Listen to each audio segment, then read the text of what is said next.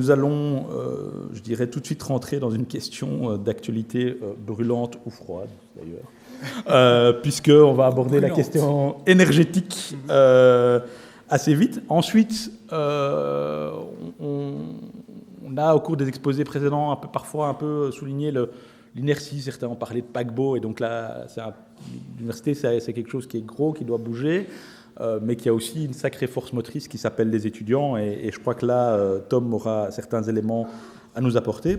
Et puis alors, à côté, je dirais, de toute une série de constats lourds, difficiles, d'enjeux forts, il y a des choses qui bougent sur des domaines, il y a des nouvelles approches qui émergent, et ça, ce sera Charline Urbain, vice-rectrice au développement durable, qui viendra nous présenter. Donc je dirais peut-être un début un petit peu plombant sur les questions énergétiques, mais avec déjà des perspectives, et ensuite aller vers des visions d'avenir. Désolé de te faire jouer le mauvais rôle, Michel. Donc Michel Huard, qui travaille à la fois au service infrastructure à l'IGEAD sur les questions énergétiques.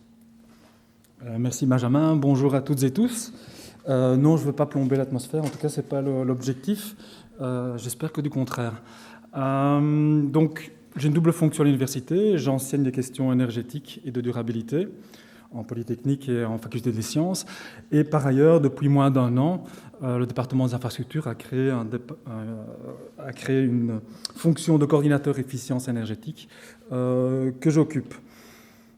Alors, allons directement dans le vif du sujet. Ça, c'est en haut du bâtiment D, c'est une vue sur le campus.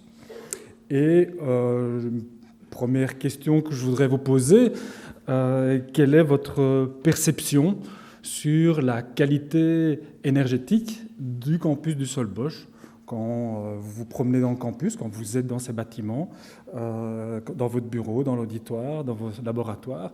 Comment percevez-vous la qualité, la performance énergétique du campus du Soll-Bosch? Alors, vous pouvez le ressentir avec une échelle de 1 à 5. Et donc, vous avez une main, vous avez 5 doigts. 1, c'est vraiment mauvais. 5, c'est excellent. Ça, vous n'osez pas vous prononcer. Et donc, je voudrais voir un peu quelle est votre perception de la qualité énergétique du Soll-Bosch. Donc, vous levez la main. Et moi, je n'influence pas. J'essaie de voir un peu ce qui ressort. Comme il y en a qui ne lèvent pas la main, donc j'imagine qu'ils réfléchissent toujours. Voilà, vous choisissez avec votre doigt. Je vois, il y a des 1, 2, 2, 2, 3. 3, ça monte. On reste quand même, j'en vois pas plus que 3. Hein. On est plutôt dans le 2 et dans le 1. Mais donc, face à ça, mettons le campus en travaux. Donc, faut-il tout démolir pour arriver à un campus parfait? L'exemple, voilà, un flambant neuf, des bâtiments passifs, on n'a pas froid, tout est beau, des technologies efficientes, ça fonctionne nickel. Est-ce que c'est ça, montrer l'exemplarité dans le cadre d'une transition énergétique? Pour ça, je pense qu'il faut avoir les moyens. Il faut des capacités d'investissement, il faut avoir du temps. Pendant qu'on fait les travaux, qu'est-ce qu'on fait? Des activités. Comment allons convaincre le patrimoine de raser, de mettre de côté toute une histoire industrielle ou autre du passif, de ces 100 ans du Soll-Bosch? C'est un peu la question. Et donc, j'ai envie de porter l'exemplarité, non pas d'en remettre à neuf quelque chose, mais dans la démarche. Quelle démarche exemplaire? Parce qu'en fait, ce que connaît aujourd'hui l'université, la gestion de l'université, c'est équivalent à plein d'autres infrastructures qui gèrent des bâtiments à Bruxelles ou ailleurs. Et l'exemplarité, c'est de montrer une démarche réfléchie pour inspirer d'autres à s'inscrire dans ce mouvement de transition énergétique. Alors, mon exposé ici, c'est une vision en phase avec les 100 ans du Soll-Bosch, une vision d'hier jusqu'à aujourd'hui et les perspectives de demain. Si je commence par revenir sur ce qu'on voit du bâtiment D, de sa toiture, quand on organise avec le service énergie des visites dans le cadre du centenaire, on commence par poser la question, mais que voyez-vous? Qu'est-ce qui atteste de la présence de l'énergie en regardant le campus du haut? Et parmi les réponses qu'on reçoit, la première, waouh, c'est mais vous voyez peut-être pas, c'est cette immense cheminée qui est le premier symbole de la présence de l'énergie, parce qu'en fait l'énergie est quelque chose qui n'est pas visible. Vous voyez éventuellement ses effets ou les lieux de transformation. Donc la cheminée, c'est le premier élément qui apparaît. Après, la deuxième question, l'élément qui vient, mais on voit des panneaux solaires, je vais peut-être utiliser ici mon pointeur, on voit des panneaux solaires sur les toits du bâtiment U, présence, on a un convertisseur là, qui transforme la lumière en électricité. Ensuite, on entend le bruit des ventilateurs du bâtiment D et on voit ici, sur le dessus du U, des batteries, des gros tuyaux, des infrastructures. On se dit que là, il y a de l'énergie, parce qu'évidemment, quand on fait de la ventilation maintenant, on a besoin de ventilateurs, de dispositifs pour mettre les choses à température, et on vient les placer sur les toits, parce que c'est mieux que de faire une ventilation simplement en ouvrant la fenêtre. Autre élément moins visible et qui apparaît quand on réfléchit un peu, c'est quand vous regardez ces bâtiments, la plupart des bâtiments du Solbosch n'ont pas de cheminée. Il y en a une grande, on est très fiers de notre cheminée, mais sinon il n'y a pas de cheminée. Alors comment est-ce qu'on arrive à chauffer? Parce que pour chauffer, il faut une chaudière. Et ça, c'est une caractéristique du Solbosch, c'est qu'elle dispose d'un réseau de chaleur. Un réseau de chaleur qui se dote de 2 antennes. Vous avez la partie sud et l'antenne nord, ce qui permet de centraliser la production de chaleur et d'avoir qu'une seule grande cheminée plutôt que plein de petites. Maintenant, il y a des bâtiments qui ne sont pas raccordés, où il y a des productions d'eau chaude, par exemple bâtiments en sport, qui font qu'il y a d'autres cheminées. Donc ça, c'est une caractéristique particulière. Donc il n'y a pas beaucoup de sites en région bruxelloise qui sont dans ce genre de configuration. Revenons dans l'histoire des approvisionnements. Donc côté offre énergétique, quels sont les approvisionnements? Qu'est-ce qu'on achète comme énergie? Parce que pour nos activités, cette énergie qui est invisible, elle est visible au niveau des factures, sans doute dans les années qui viennent encore plus. Et donc quand on regarde l'histoire, on a commencé par s'approvisionner en charbon et en électricité, d'où cette grande cheminée. Le mazout remplace le charbon, je ne sais pas exactement quand, j'ai fait une petite enquête rapide, je n'ai pas vraiment eu de date précise, mais à un moment le mazout a remplacé le charbon parce qu'on a des cuves à mazout qui sont vides, plus utilisées, parce qu'il a été remplacé par le gaz naturel. Et ensuite, en 2002, là, la date elle est précise, on a un autre approvisionnement, c'est de la chaleur.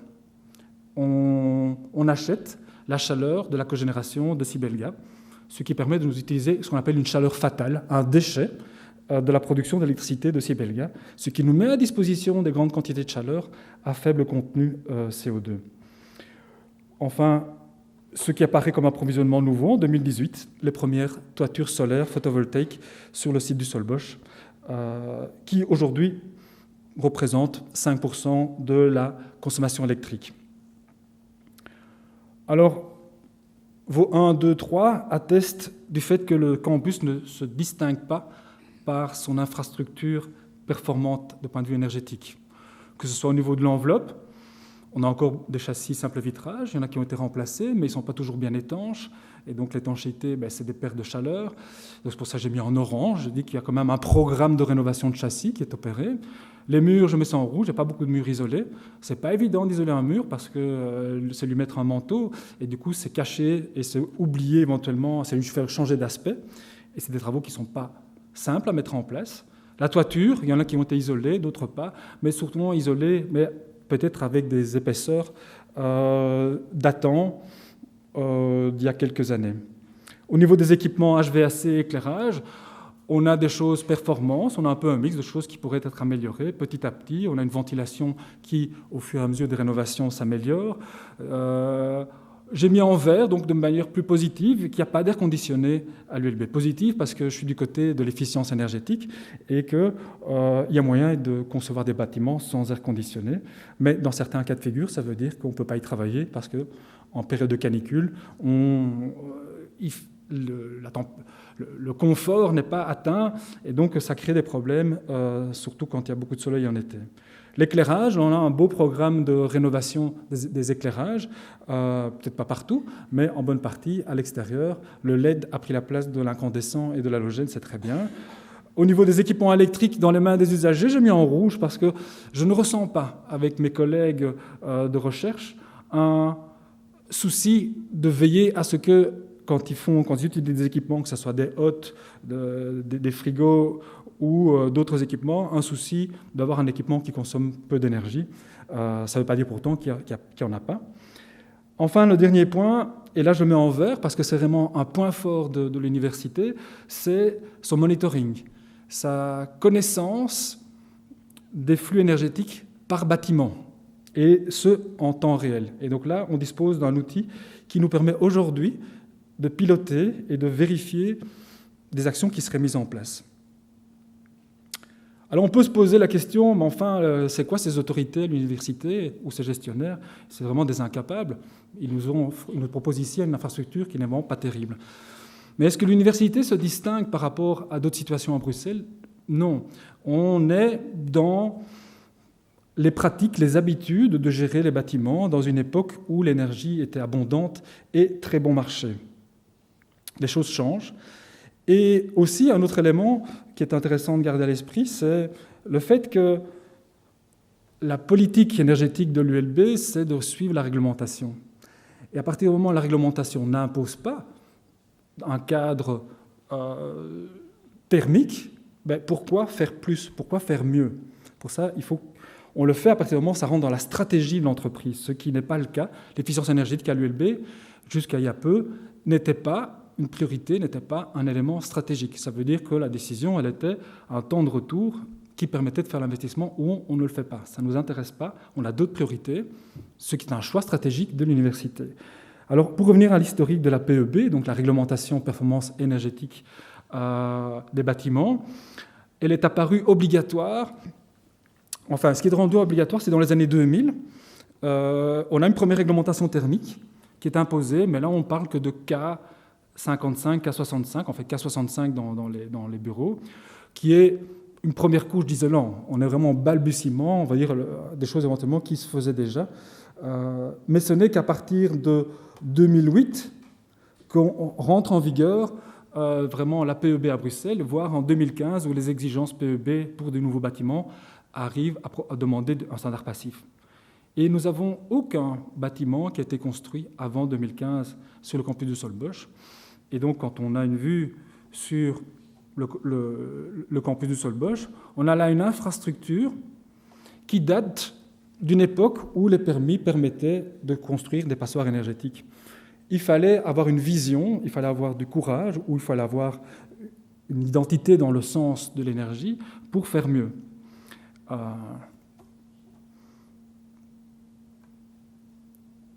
Alors, entre-temps, si je prends encore la chronologie des dernières années, donc on voit qu'en 1990, vers les années 90, le département des infrastructures se dote d'une cellule énergie dont le but est de garantir les services énergétiques pour les activités. Donc là, on se pose la question surtout de permettre les activités grâce à une énergie et des systèmes qui fonctionnent. Mais la question de l'efficience, la question du climat est tout à fait absente à ce moment-là. En tout cas, elle n'est pas présente dans ce qui guide les choix, que ce soit au niveau du terrain ou au niveau des autorités. Dans les années 2006, on entame les premiers débuts de la politique de durabilité et le service énergie se dote à ce moment-là d'une stratégie. On fait appel au trias energetica, la méthode d'approche. Ça veut dire qu'on vise d'abord à limiter les besoins, on développe les énergies renouvelables et ensuite on applique l'efficience énergétique dans les systèmes. Mais on reste toujours dans l'idée où l'efficience énergétique n'est pas considérée comme stratégique dans les prises de décision. Et si ce n'est pas considéré comme stratégique, la manière dont c'est considéré, c'est un temps de retour inférieur à 5 ans. Sinon, il y a d'autres priorités. Arrive 2019, les marches pour le climat qui amènent la mise en place d'un plan climat qui vient accélérer cette question de la durabilité, avec un plan climat, avec des actions prioritaires dans le domaine de l'énergie qui commencent maintenant à être planifiées, à être prises en compte dans la stratégie des années qui nous viennent. Et puis tout récemment, la flambée des prix que l'on connaît, le x10 au niveau de l'électricité, au niveau du gaz, au niveau en tout cas des prix de gros, et x3 pour les prix que va connaître l'ULB dans les années qui viennent. Et donc, ça, c'est la situation aujourd'hui. Un petit tour au niveau de la comptabilité énergétique que j'ai pris du rapport énergie fait par le service énergie. D'abord, un regard sur l'évolution des consommations du gaz depuis 2004 jusqu'à 2021. Ça, c'est les consommations normalisées au gaz. Normalisées, ça veut dire qu'on enlève l'influence climat. On voit une légère baisse, mais on ne voit pas de changement spectaculaire jusqu'à présent. Même le Covid, on aurait pu s'attendre qu'en 2021, on ait moins de consommation. On a continué à consommer malgré tout. Ça fait 3,5 millions de mètres cubes consommés par an. Ça fait des émissions de l'ordre de 7000 tonnes par année. Et une facture qui était, pour ça, pour le seul Bosch, d'à peu près 1,5 million d'euros. Je parle bien de la facture en 2021. Pour les années suivantes, vous pouvez faire facilement x3. Au niveau du coût unitaire, vous voyez qu'on était dans une époque de prix très bon marché. Le prix n'a cessé de diminuer depuis 2008. Et encore ici, c'est à des prix courants. Si vous tenez compte de l'inflation, en tout cas de la dépréciation de la monnaie, la baisse est encore plus flagrante. Alors pourquoi, en tant que gestionnaire, s'amuser je ne dis pas s'amuser, mais en tout cas consacrer des investissements pour améliorer l'efficience énergétique dans une situation de prix aussi bon marché? Ça, c'est pour le gaz. Et ici, l'électricité, on voit aussi qu'on a quelque chose de relativement stable. Alors, quels sont les bâtiments qui consomment le plus au niveau de l'ULB? Ici, c'est extrait du rapport. Je vais jusqu'en 2019. Et je vous ai mis ici les unités, ce qui permet de voir que des bâtiments F, H, S, U, c'est normal, c'est les bâtiments les plus grands. Donc on peut se dire, il y a plus de mètres carrés à chauffer. Donc il est plus intéressant d'aller regarder la consommation spécifique, donc ramenée à la surface. Ici, on parle de la surface brute, donc qui est l'ensemble du bâtiment. Et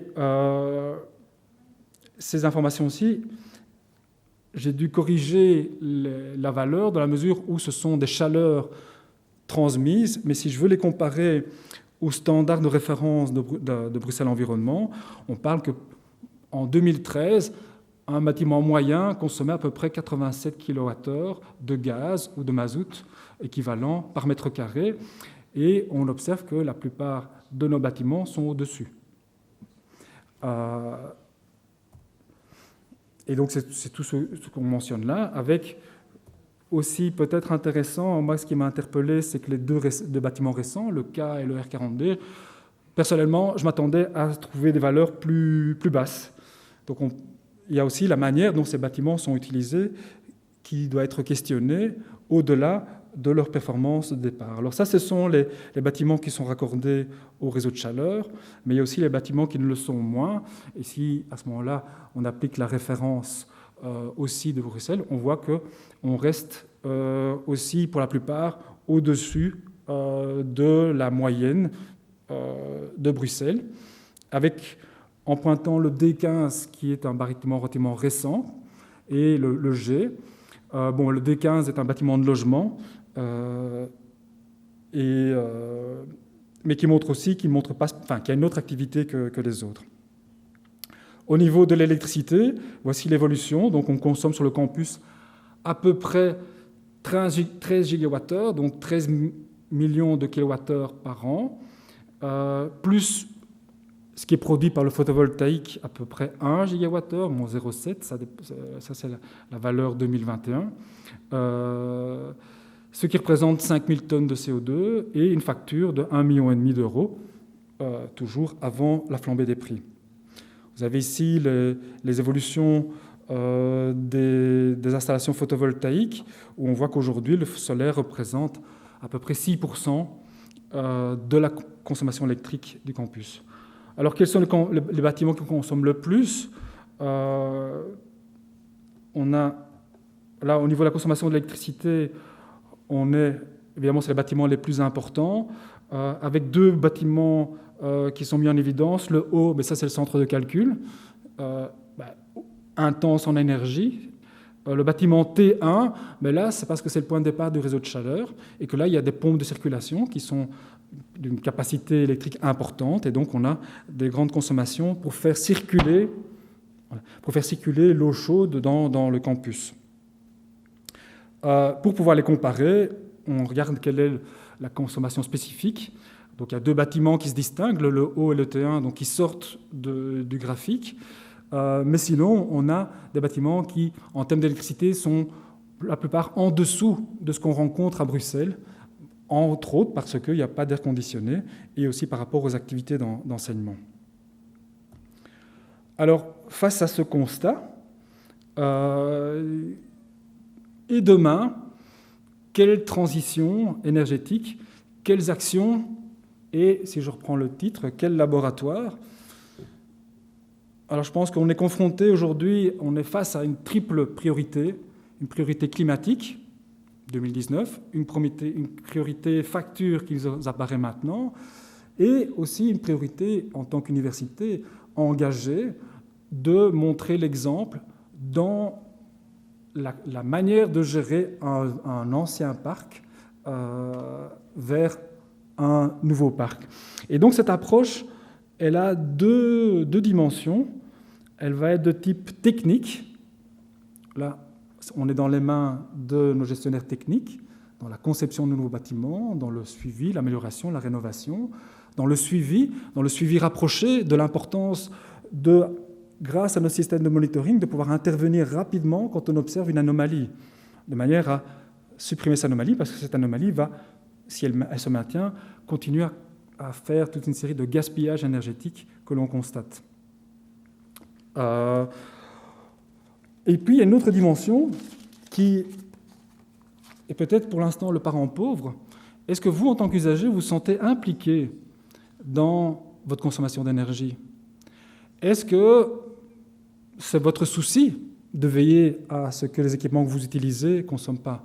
Ou est-ce que, en tant qu'utilisateur dans l'auditoire, ou dans votre laboratoire, dans votre bureau, avec votre ordinateur, avec votre machine à café, avec la production d'eau chaude, avec les fuites d'eau, est-ce que vous vous sentez impliqué par rapport à ce que ça représente comme émission de CO2, comme consommation d'énergie et comme facture? Qu'est-ce qu'on peut mettre en place pour impliquer les étudiants? Comment est-ce qu'on peut impliquer les chercheurs, les gestionnaires techniques, les personnes qui s'occupent aussi de la maintenance, les décideurs? Et c'est là que la question du laboratoire intervient. Donc, un laboratoire d'usage peut avoir du sens, enfin, énormément de sens pour essayer d'impliquer, pour non pas arriver dans un campus parfait, mais continuer à utiliser notre campus avec la possibilité d'impliquer les gestionnaires et usagers en vue de avoir des pratiques ou des comportements ou des usages qui sont plus économes, qui font la chasse au gaspillage, qui font la chasse aux excès et qui permettent au final de consommer moins d'énergie. Donc la transition énergétique, l'exemplarité, elle est aussi bien dans les choix techniques, dans la conception et la planification, que dans le management et l'accompagnement des différents usagers des campus pour accompagner ce changement de société. Merci pour votre écoute.